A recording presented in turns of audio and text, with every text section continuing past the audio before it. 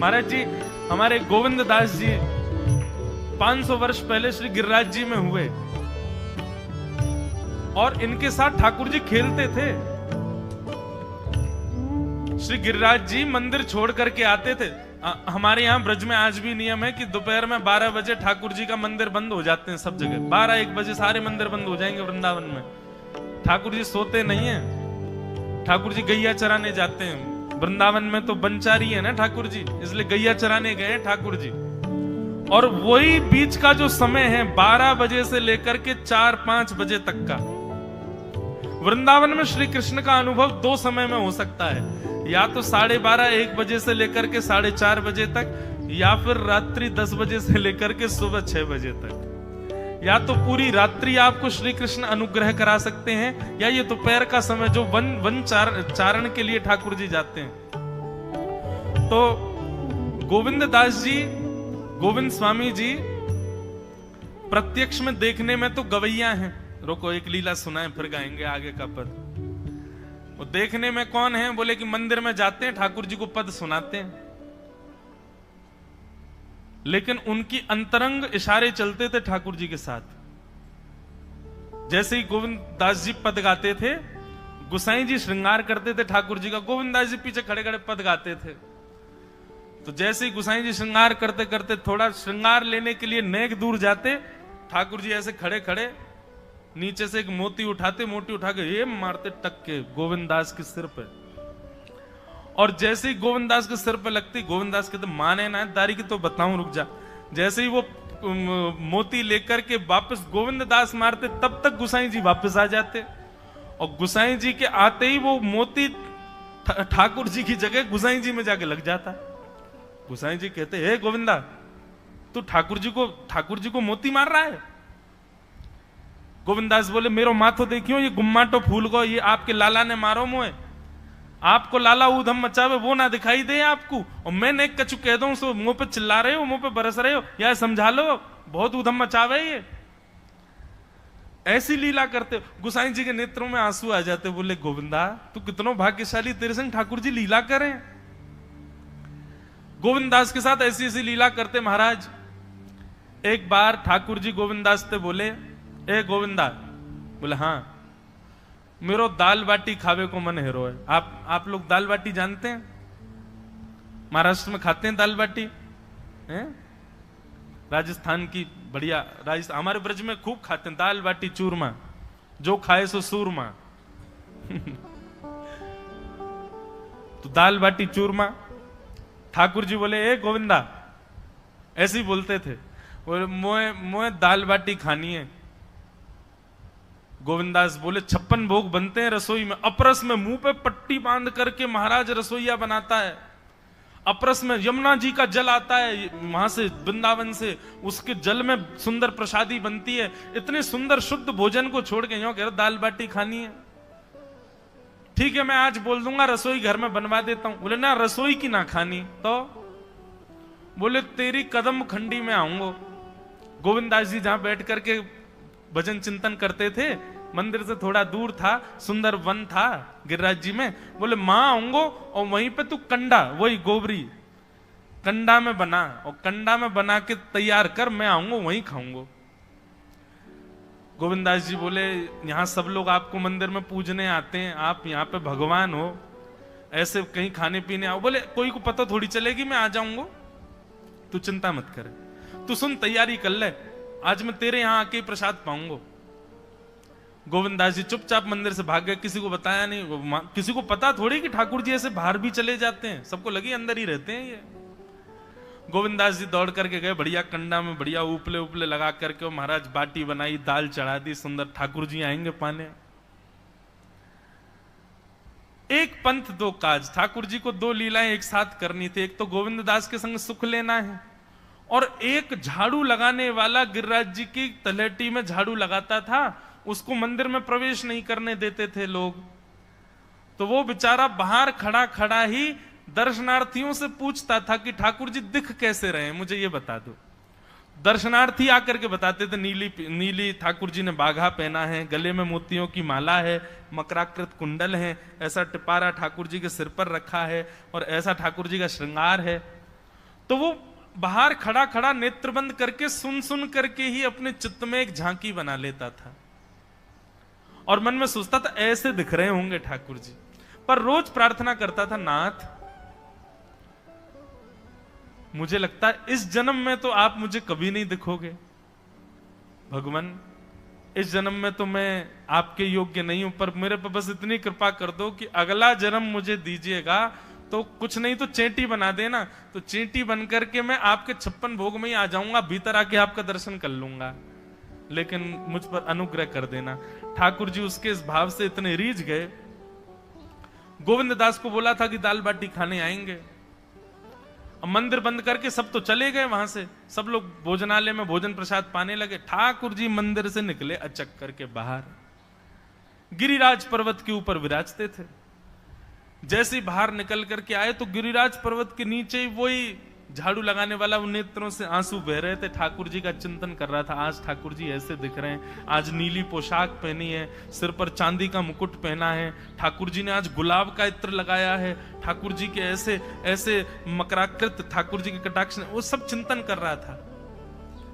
ठाकुर जी नीचे उतर करके जाने लगे, इतने में ही ठाकुर जी ने लीला करी और जोर जोर से ठाकुर जी चिल्लाने लगे, अरे जल्दी ते आइयो, देखियो मेरे पाम में कांटो लग गयो, अरे जल्दी ते कोई आओ या कांटे को निकारो, मुझको तो बहुत दर्द है रहा है, अरे भैया जल्दी आओ जल्दी आओ। अब ये स्वर जैसे ही सुना उस झाड़ू लगाने वाले ने, उसके नेत्र खुल गए, उसने देखा, बोले कि ये स्वर कहां से आ रहा है। उसने जैसे ही नेत्र उठा करके ऊपर देखा तो नीला बाघा पहना है, मोतियों की माला पहनी है, मकराकृत कुंडल पहना है, चांदी का मुकुट चमक रहा है मस्तिष्क पर, ठाकुर जी के केश घुंघराले लहरा रहे हैं और ठाकुर जी अपना एक पाम हाथ में पकड़ करके और एक पैर पर लंगड़ी जैसे खेलते हैं ऐसे ठाकुर जी कूद रहे हैं यहां से वहां। नीचे से झाड़ू लगाने वाले लगे, अरे ऐसा पुरुष तो मैंने जीवन में कभी नहीं देखा, ये कैसा पुरुष है। नीचे से ही ठाकुर जी को देखने लगा, अब स्वरूप उसको पता था तो उसने कही ये जरूर ठाकुर जी होंगे, वहीं से प्रणाम करें। ठाकुर जी बोले प्रणाम कर रहा हूं, दारी के जल्दी ऊपर आ, कांटो लगो मेरे पाम में या को निकार। बोलने लगा, बोले मैं ऊपर नहीं आ सकता, गुसाई जी मारेंगे, सब लोग डांटेंगे मुझे। अरे नहीं गुसाई जी ऐसा कुछ ना कहें, ये सब तो बाहर के लोगों ने नियम बना दिए, मैं तो सबसे मिलूं, तू आजा जल्दी ऊपर। जैसे ही ऊपर गया, ज्यों ज्यों ठाकुर जी के समीप जाए त्यों त्यों उसके नेत्र सजल होते जाएं। ठाकुर जी के बिल्कुल समीप पहुंच गया। भगवान बोले, देख काई को रहो भैया, जल्दी कर, मेरे पाम में कांटो लगो या को निकार। जिन चरण कमलों के स्पर्श के लिए सदा लक्ष्मी लालायित रहती है, ठाकुर जी ने उसकी गोद में अनायास अपने चरण रख दिए। बोले जल्दी कांटो निकार, कांटो लगो मेरे पाम में। अब वो ठाकुर जी के सुंदर तलवों को अपने हाथ से ऐसे देख रहा है, ढूंढ रहा है कहां कांटा लगा है, कहीं उसको कांटा मिल गया। अब इतने कोमल चरण ठाकुर जी के, उसके नेत्रों से आंसू भी गिरते जा रहे हैं, भाव विह्वल होता जा रहा है। मेरे सौभाग्य की सराहना, ठाकुर जी के इतने समीप। कांटा निकालने के लिए बार बार अपने अंगूठे से खींचे लेकिन कांटा नहीं निकले। ठाकुर जी बोले, अरे जे हाथ पे ना निकलेगो। उसने पूछा कैसे निकलेगा? बोले अरे मेरो पाम पकड़ के अपने मुंह के पास ले जा और दांतन से निकाल, तब निकलेगा ये।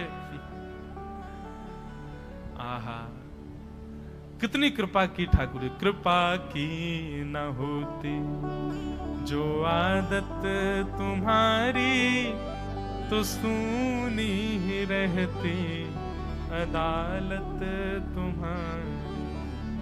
जो दीनों के दिल में जगह तुम न पाते, तो किस दिल में होती हिफाजत तुम्हारी। कृपा की न होती जो आदत तुम्हारी, तो सूनी ही रहती अदालत तुम्हारी।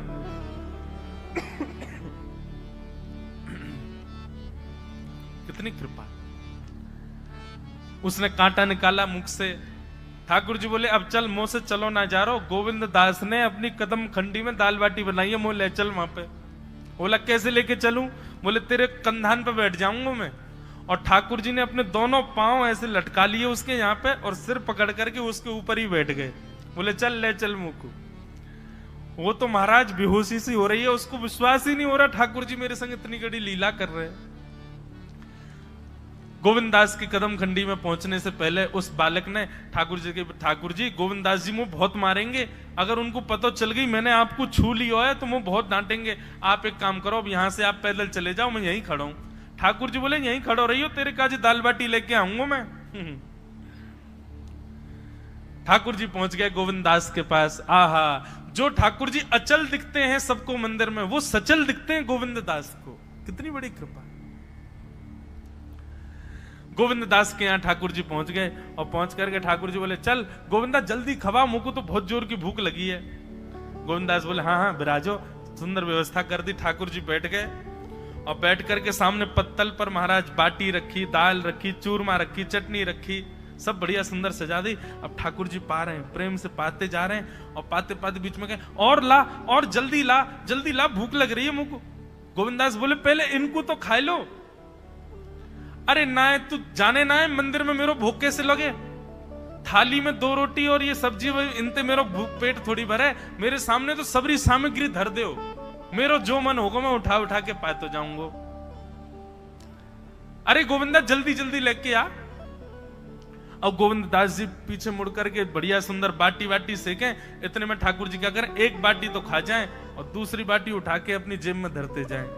वो संग आयो वाक्य काजी लेके जानी है। अब तुम्हारा ठाकुर जी खाते जाएं भरते जाएं, खाते जाएं भरते जाएं।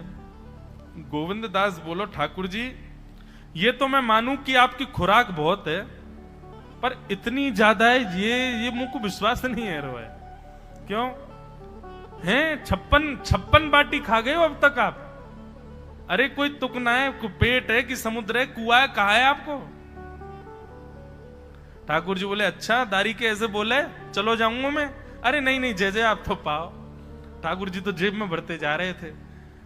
अब ठाकुर जी का पेट भर गया। ठाकुर जी बोले चल भैया गोविंदा अब पेट भर गयो, नेक देर हम एक पेड़ के नीचे बैठ के नेक सुस्ताए लें, फिर बाकी बाद मंदिर में जाएंगे, 4 बजे मंदिर खुल जाएगा दर्शन देने।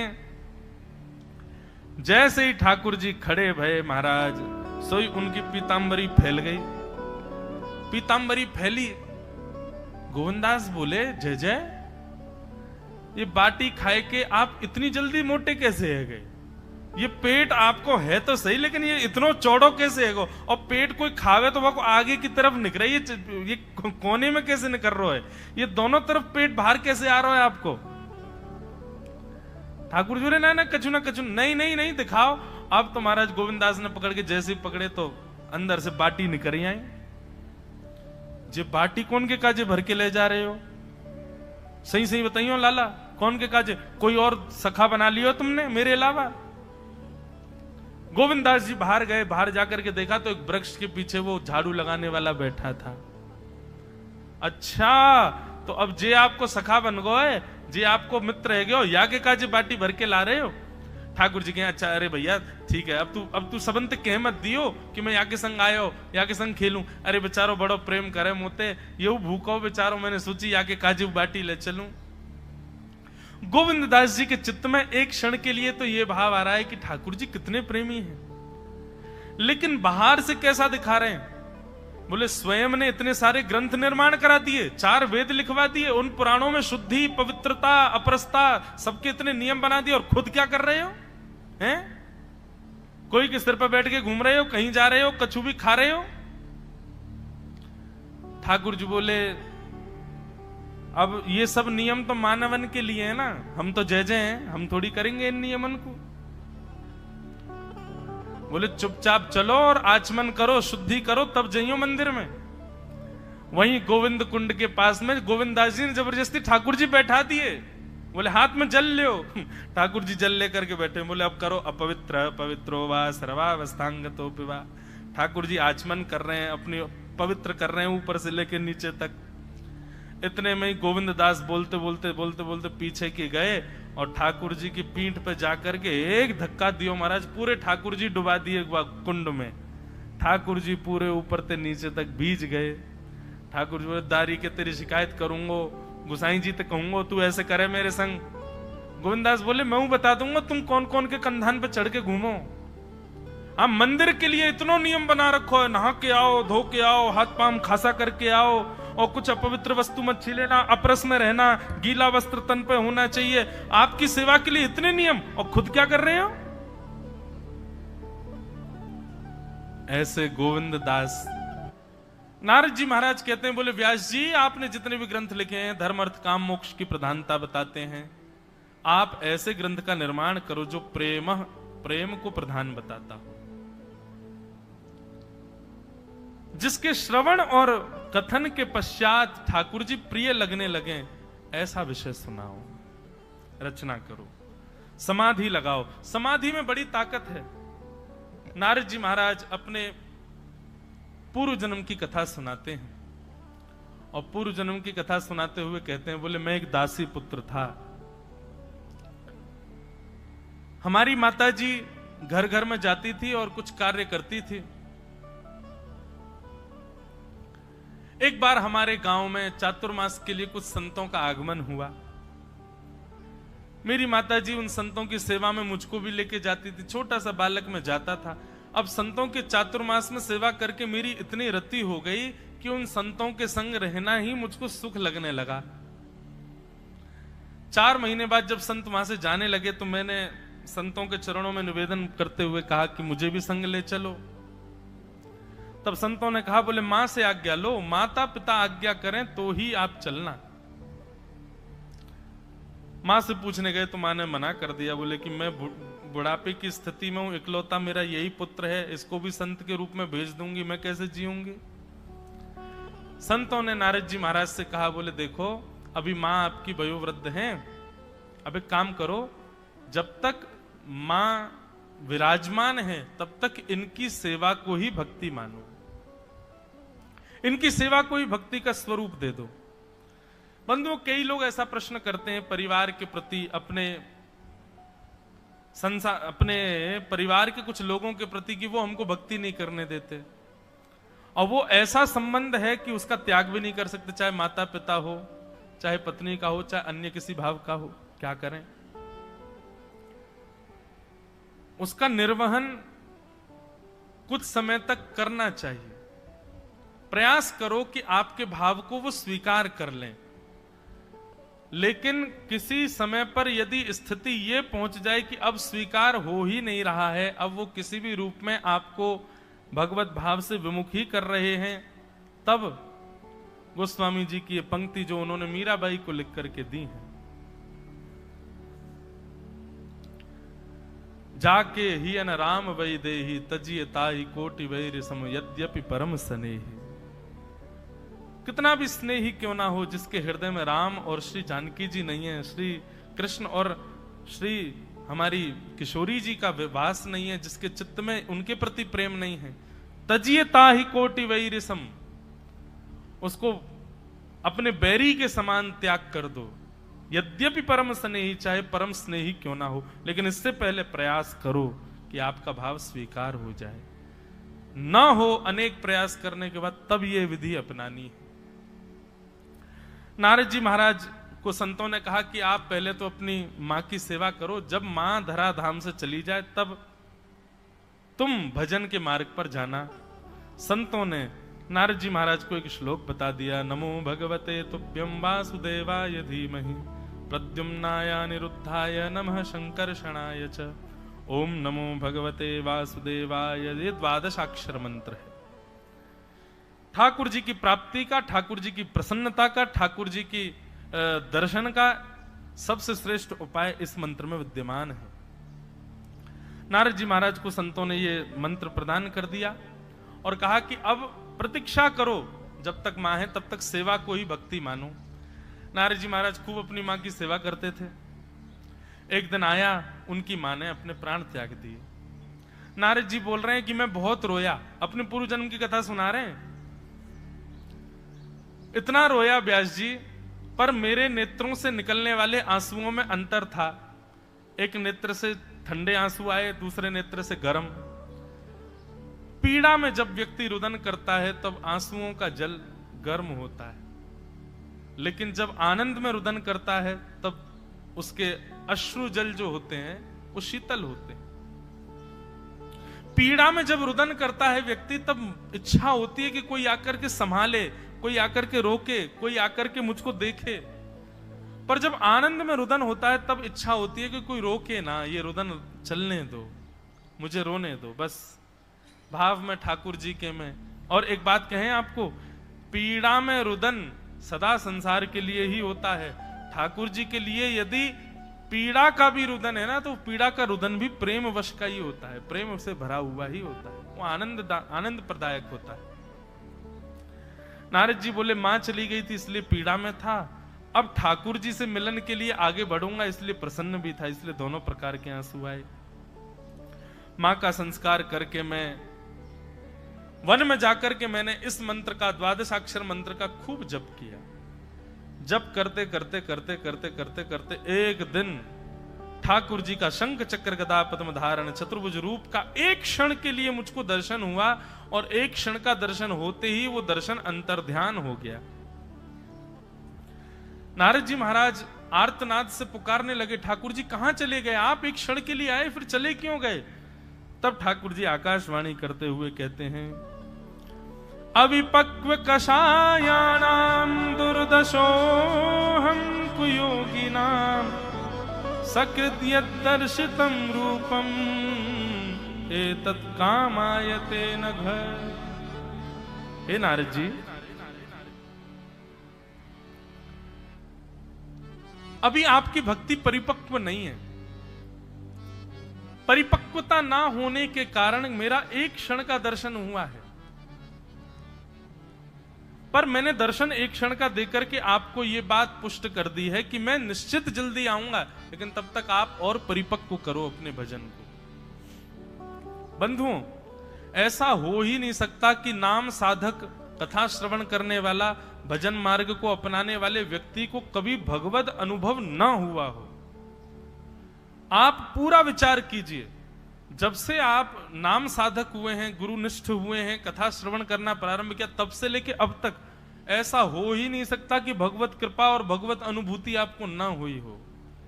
कभी ना कभी तो इस भगवत अनुभूति का आपने आनंद सुख लिया ही होगा। और यदि किंचित भी एक बार भी किसी के चित्त में या किसी के मन में या किसी के भाव में ठाकुर जी के सुंदर भाव एक बार भी एक क्षण के लिए आए हैं, तो यह बात निश्चित है कि ठाकुर जी आपसे मिलने का मन बना चुके हैं, बस आपकी परिपक्वता की प्रतीक्षा कर रहे हैं कि और परिपक्व हो जाओ तब आऊंगा। एक बार भी किसी भी रूप में आपको ऐसा अनुभव हुआ है, यह तो ठाकुर जी की कृपा थी। ऐसा ऐसा ऐसा भाव चित्त में आया है, रोंगटे खड़े हो गए हो, प्रेमाश्रु छलकने लगे हो नेत्रों से, ऐसी स्थिति एक बार भी यदि जीवन में कभी बनी है, तो बस निश्चित मान लीजिए ठाकुर जी आपका नाम रजिस्टर कर चुके हैं मिलने में। बस अब आपकी परिपक्वता की प्रतीक्षा कर रहे हैं कि और थोड़ा परिपक्व हो जाए और थोड़ा श्रेष्ठ हो जाए, फिर आते मिलेंगे, हम प्रिया के संग लीला करेंगे, क्रीड़ा करेंगे। वही यहां पर नारद जी के साथ में वही तो हुआ। नारद जी महाराज को एक क्षण के लिए दर्शन देकर ठाकुर जी कह रहे हैं कि मैंने एक क्षण का दर्शन इसलिए दिया कि मैं तुमको प्रमाण दे रहा हूं कि मैं भी तुमसे मिलूंगा, लेकिन अभी तुम परिपक्व नहीं हो, और भजन करो। नारद जी बोले उसके बाद तो मैंने इतना भजन किया, इतनी साधना की, इतना भजन किया, इतनी साधना की कि साधना करते करते करते करते करते करते पूरा जीवन मैंने ठाकुर जी के नाम जप में ही निकाल दिया, और बस इस प्रसन्नता में कि वो मिलेंगे, वो मिलेंगे, वो मिलेंगे, करते करते साधन करते करते नाम जप, एक दिन मैंने अपने प्राणों का त्याग कर दिया। और जब मेरे प्राण चले गए, तो जब मैं पुनर्अवतरित हुआ, तो व्यास जी जब मुझको रूप प्राप्त हुआ, तो ठाकुर जी ने मुझे इतना प्रिय बना दिया, इतना समीप बुला लिया कि अब मैं नारद के रूप में देखा जाने लगा हूं। ये वही बालक है जो एक दासी का पुत्र था, ये वही बालक है जो संतों के आगे पीछे घूमता था, ये वही बालक है जिसने अपनी मां की अंतिम सेवा के पश्चात वन में जाकर के भजन किया, और ये वही बालक है जिसको एक क्षण के लिए ठाकुर जी दिखे थे, और ये वही बालक है आज नारद बन के 24 घंटे ठाकुर जी का दर्शन करता हूं मैं।